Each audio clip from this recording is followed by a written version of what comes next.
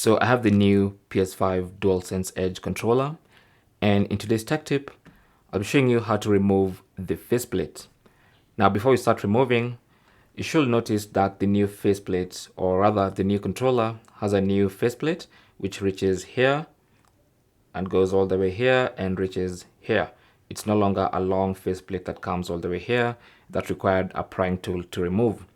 Now for this one, if you look at the bottom there, you should see there's a quick release button, and that's the button you use to release the faceplate. You don't need a prying tool. Simply push this, let me just show you, push this button to the right, and that's going to release the faceplate. Okay, so just put your finger underneath there and slide that button to the right. The faceplate pops up, release, and now the faceplate just comes out simply. Simple as that. Okay, so now you can change it if you want to. Maybe you want to change the color, or maybe you even want to get access to these stick modules, but that's a whole other video which I'll link down below. As far as the faceplate goes, that's how to remove it.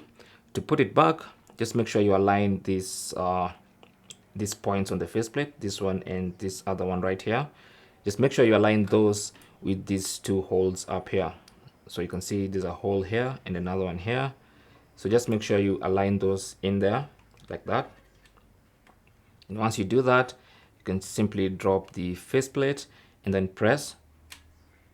And once it clicks in place like that, you're good to go.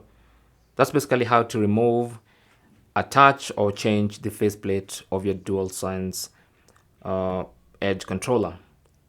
Thanks for watching. Leave your comments and questions down below, and good luck.